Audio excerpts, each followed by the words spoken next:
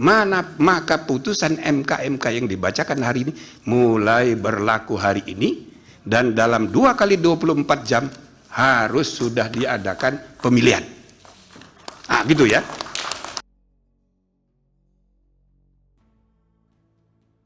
Fakta yang terungkap dalam rapat dan sidang pemeriksaan pendahuluan, sidang pemeriksaan lanjutan yang berisi pembelaan hakim terlapor, keterangan ahli, dan saksi, serta pertimbangan hukum dan etika di atas dapat disimpulkan hal-hal sebagai berikut. 1. Majelis Kehormatan tidak berwenang menilai putusan Mahkamah Konstitusi in casu putusan Mahkamah Konstitusi nomor 90 PUU 21 2023. 2. Pasal 17 ayat 6 dan ayat 7 Undang-Undang 48 2009 tidak dapat diberlakukan dalam putusan perkara pengujian undang-undang terhadap Undang-Undang Dasar oleh Mahkamah Konstitusi. 3. Dalil yang memadankan putusan DKPP terkait dengan keputusan KPU dengan putusan Majelis Kehormatan Mahkamah Konstitusi terkait putusan perkara pengujian undang-undang tidak tepat. 4. Majelis Kehormatan tidak menemukan cukup bukti untuk dapat menyatakan hakim terlapor memerintahkan adanya pelanggaran prosedur dalam proses pembatalan pencabutan permohonan perkara nomor 90 PUU 21 2023. Majelis Kehormatan nomor 5. Majelis Kehormatan tidak menemukan bukti hakim terlapor telah berbohong terkait alasan ketidakhadiran dalam RPH pengambilan putusan perkara nomor 29 dan seterusnya, 51 dan seterusnya, dan 55 dan seterusnya, melainkan hakim terlapor justru tidak merasa adanya benturan kepentingan yang nyata. 6. Hakim terlapor tidak mengundurkan diri dari proses pemeriksaan dan pengambilan putusan nomor 90 PUU 21 2023 terbukti melanggar Sabta Karsa Utama, prinsip ketidakberpihakan, penerapan angka 5 huruf B, dan prinsip integritas penerapan angka 2.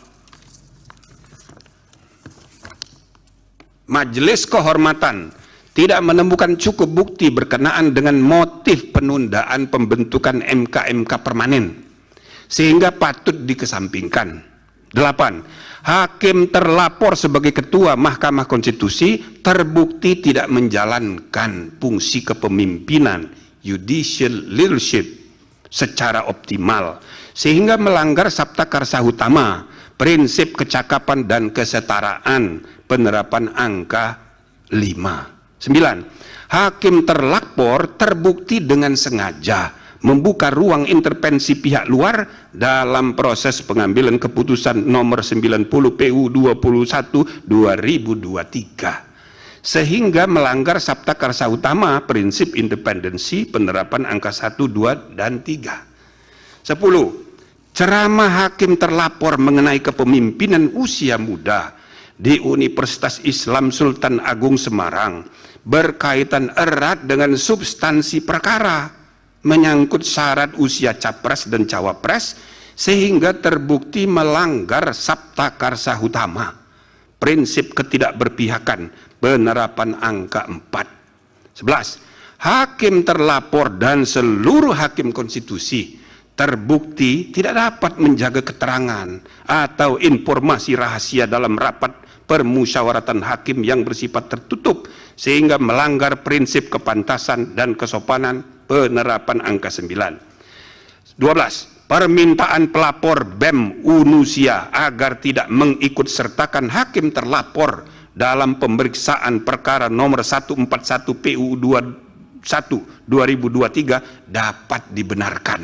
Nah, itu perkaranya sudah diregistrasi, maka akan disidang dan permintaan BEM Unusia dapat dibenarkan. 13. Hakim terlapor tidak diperkenankan untuk terlibat atau melibatkan diri dalam pemeriksaan dan pengambilan keputusan dalam perkara perselisihan hasil pemilihan presiden dan wakil presiden, pemilihan anggota DPR, DPD, dan DPRD, serta pemilihan gubernur, bupati, dan wali kota yang memiliki potensi timbulnya benturan kepentingan. Rekomendasi, menimbang bahwa dengan bertolak dari hal-hal serta fakta-fakta yang ditemukan selama berlangsungan proses persidangan, Majelis Kehormatan Mahkamah Konstitusi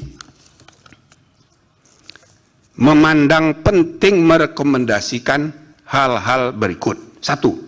Hakim konstitusi tidak boleh membiarkan kebiasaan praktek saling pengaruh-mempengaruhi antar hakim dalam menentukan sikap, dalam memeriksa, mengadili, dan memutus suatu perkara yang menyebabkan independensi tiap hakim sebagai 9 pilar tegaknya konstitusi menjadi tidak kokoh dan pada gilirannya membuka peluang untuk terjadinya pelemahan terhadap independensi struktural kekuasaan kehakiman Mahkamah Konstitusi secara kelembagaan. 2. Hakim konstitusi tidak boleh membiarkan terjadinya praktek pelanggaran kode etik dan perilaku hakim konstitusi yang nyata tanpa kesungguhan untuk saling ingat mengingatkan antar hakim, termasuk terhadap pimpinan, karena budaya kerja yang ewuh pekewo sehingga prinsip kesetaraan antar hakim terabaikan dan praktek pelanggaran etik biasa terjadi. 3. Hakim konstitusi harus menjaga iklim intelektual yang syarat dengan ide-ide dan prinsip-prinsip pencarian kebenaran dan konstitusional yang hidup berdasarkan nurani yang bersih dan akal sehat yang tulus untuk kepentingan bangsa dan negara, yang tercermin dalam penulisan pendapat hukum dan dalam permusyawaratan dan perdebatan substantif di antara para hakim untuk menemukan kebenaran dan keadilan konstitusional yang hidup itu sebagaimana mestinya. 4. Hakim konstitusi secara sendiri-sendiri dan bersama-sama harus memiliki tanggung jawab hukum dan moral untuk menjaga agar informasi rahasia yang dibahas dalam rapat permusyawaratan hakim tidak bocor keluar. 5. Majelis Kehormatan merekomendasikan agar diadakan revisi Peraturan Mahkamah Konstitusi nomor 1 tahun 2003 tentang Majelis Kehormatan Mahkamah Konstitusi, terutama dengan meniadakan mekanisme Majelis Kehormatan Banding, atau bila mana dinilai sangat diperlukan maka sebaiknya diatur dalam undang-undang, bukan diatur sendiri oleh Mahkamah Konstitusi. Nah, sebelum saya amar itu namanya jeruk makan jeruk, ya kan? Nah, tapi itu jeruk makan jeruk tidak masuk di putusan. Nah, yang terakhir, amar putusan. Mengingat Undang-Undang Nomor 24 Tahun 2003 tentang Mahkamah Konstitusi yang telah diubah terakhir dengan Undang-Undang Nomor 7 Tahun 2020 tentang perubahan ketiga atas Undang-Undang Nomor 24 Tahun 2003 tentang Mahkamah Konstitusi dan Peraturan Mahkamah Konstitusi Nomor 1 Tahun 2023 tentang Majelis Kehormatan Mahkamah Konstitusi menyatakan hakim terlapor terbukti melakukan pelanggaran berat terhadap kode etik dan perilaku hakim konstitusi sebagaimana tertuang dalam Sabta Karsa Utama, prinsip ketidakberpihakan, prinsip integritas, prinsip kecakapan dan kesetaraan, prinsip independensi, dan prinsip kepantasan dan kesopanan. 2. Menjatuhkan sanksi pemberhentian dari jabatan Ketua Mahkamah Konstitusi kepada hakim terlapor. 3. Memerintahkan Wakil Ketua Mahkamah Konstitusi untuk dalam waktu 2 kali 24 jam sejak putusan ini selesai diucapkan memimpin penyelenggaraan pemilihan pimpinan yang baru sesuai dengan peraturan perundang-undangan. 4. Hakim terlapor tidak berhak untuk mencalonkan diri atau dicalonkan sebagai pimpinan Mahkamah Konstitusi sampai masa jabatan hakim terlapor sebagai hakim konstitusi berakhir. 5. Hakim terlapor tidak diperkenankan terlibat atau melibatkan diri dalam pemeriksaan dan pengambilan keputusan dalam perkara perselisihan hasil pemilihan presiden dan wakil presiden, pemilian anggota DPR, DPD, dan DPRD, serta pemilihan gubernur, bupati, dan wali kota yang memiliki potensi timbulnya benturan kepentingan. Selanjutnya, saudara-saudara, ada dari 3 orang pendapat berbeda, 1 orang. Saya persilakan. Demikian diputus dalam rapat Majelis Kehormatan oleh 3 anggota Majelis Kehormatan, yaitu Jimli Asidiki sebagai Ketua Merangkap Anggota, Wahiduddin Adam sebagai Sekretaris Merangkap Anggota, dan Bintan R. Saragih sebagai anggota pada hari Jumat tanggal 3 bulan November tahun 2023 dan pada hari Senin tanggal 6 bulan November tahun 2023 dan diucapkan dalam sidang pleno Majelis Kehormatan Mahkamah Konstitusi terbuka untuk umum pada hari Selasa tanggal 7 bulan November tahun 2023 selesai diucapkan pukul 18.21 waktu Indonesia Barat oleh 3 orang Majelis Kehormatan Mahkamah Konstitusi, yaitu Jimli Asidiki sebagai Ketua Merangkap Anggota, Wahiduddin Adam sebagai Sekretaris Merangkap Anggota, dan Bintan R. Saragih sebagai anggota. Demikian ditandatangani. Nah, begitu saudara-saudara sekalian, terlepas dari adanya dissenting opinion, putusan yang berlaku mulai hari ini adalah yang tadi dibacakan. Ya, tapi dengan adanya dissenting opinion menggambarkan bahwa kami membuat keputusan dengan perdebatan dan itu sehat, dengan akal sehat, gitu ya. Jadi yang tidak sepakat akhirnya ya silakan diumumkan melalui dissenting opinion supaya saudara mengetahui dissenting opinion di Indonesia dimulai di pengadilan ya niaga, tapi pengadilan niaga itu tidak begitu terkenal, hanya di kalangan pengusaha. Begitu dipraktekkan di MK mulai 2023, jadi terkenal.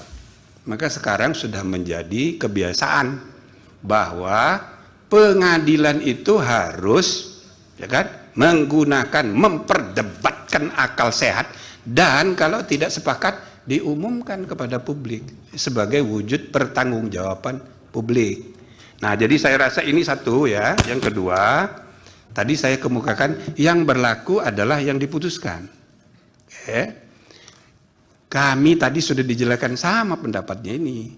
Cuma kalau sanksinya adalah sebagaimana ditentukan dalam PMK, pemberhentian tidak hormat dari anggota, maka itu diharuskan diberi kesempatan untuk majelis banding.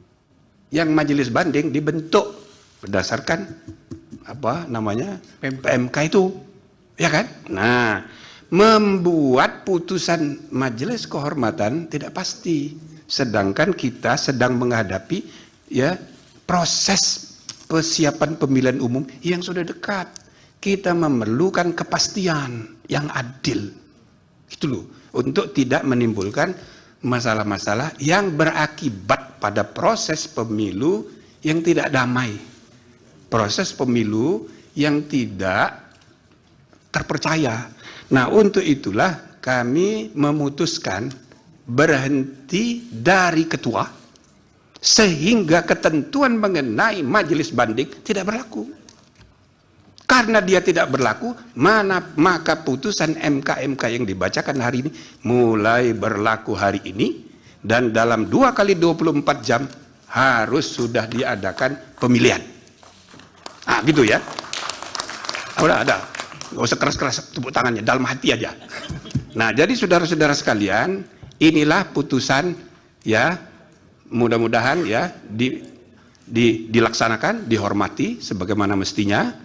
Dan tidak ada alasan untuk tidak menghormatinya, karena ini majelis kehormatan yang dibentuk secara resmi berdasarkan undang-undang yang implementasinya diatur dalam PMK. Namun sebagaimana tadi kami sudah bacakan, salah satu rekomendasi terakhir yang kita sarankan kepada MK ke depan, sebaiknya PMK-nya diperbaiki. Tidak usah ada banding-banding segala itu. Kalau memang diperlukan, ya diatur di undang-undang supaya tidak jeruk makan jeruk. Prinsipnya jeruk tidak boleh makan jeruk. Nah, gitu. Jadi itu saudara-saudara sekalian, mudah-mudahan sudah cukup. Ya, terakhir kami berharap mudah-mudahan ya bisa diterima dan bisa memberi kepastian bahwa aturan main sudah selesai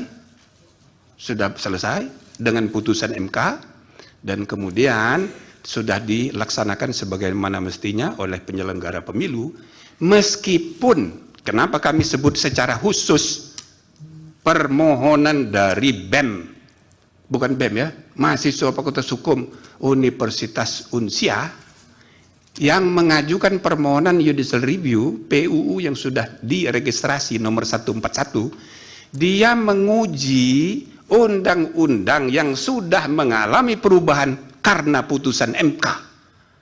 Dan itu boleh diuji. Dan pemohon itu sudah menguji dan sudah diregistrasi nomornya 141 gitu. Jadi sesudah diregistrasi harus disidang dan ya pada saat disidang nanti para pemohon boleh menggunakan ketentuan pasal 17 ayat 1 Undang-Undang Pokok Kekuasaan Kehakiman 48 tahun 2009 hak ingkar. Nah, hak ingkar terkait dengan putusan MK ini, di mana hakim terlapor yang sudah diberi sanksi tidak boleh mengikuti penanganan perkara itu. Berarti hakimnya cuma 4. Maka ada peluang untuk terjadinya perubahan. Tapi bukan oleh MK, melainkan oleh MK sendiri.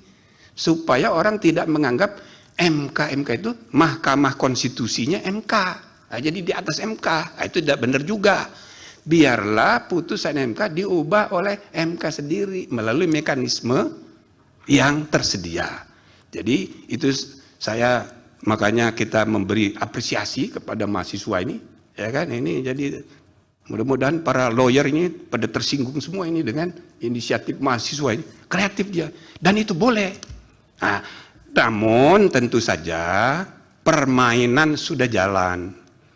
Aturan main kalau misalnya diubah melalui putusan MK berlaku untuk pertandingan berikutnya 2029. Kalau yang sekarang ini sudah jalan pertandingannya. Nah, ini perlu saya sampaikan untuk ya biar ada kepastian. Gitu loh. Nah, kalau para pakar analisanya macam-macam kan. Tidak apa-apa, cuma untuk menimbulkan kepastian, membimbing bangsa kita gitu ya. Kita harus ada arah yang jelas. Sebab untuk saudara ketahui kasus perkara ini semua dakdikduk ini. Ya betul. Semua dakdikduk semua dari seluruh Indonesia itu nunggu putusan ini. Ya kan? Pertama gara-gara kita buat putusan perkara ini sidangnya terbuka. Kedua ada permohonan Profesor Denny supaya ada putusan profesi, tapi jawabannya nggak usah pakai profesi, tapi jadwalnya aja kita tanggal 7 mengejar tanggal 8 saat terakhir untuk kemungkinan perubahan capres. Maka terus terang aja ini semua pada nunggu ini. Nah, jadi mudah-mudahan dakdikduk semua ini, semua kelompok ini sedang dakdikduk terjawab dengan putusan MK ini. Ya gitu ya. Nah, mudah-mudahan saudara-saudara putusan ini berterima di masyarakat luas dan dengan mengucapkan terima kasih atas jasa saudara semua sebagai pelapor, ya, saudara semua ini berjasa. Putusan bersejarah itu hanya mungkin terjadi karena pelapor, penggugat, pemohon atau ya lawyer. Nah, jadi karena itu saya ucapkan selamat pada saudara-saudara semua. Dengan ini sidang Majelis Kehormatan Mahkamah Konstitusi saya nyatakan ditutup. Sebentar. Download Tribun X sekarang. Menghadirkan lokal menjadi Indonesia.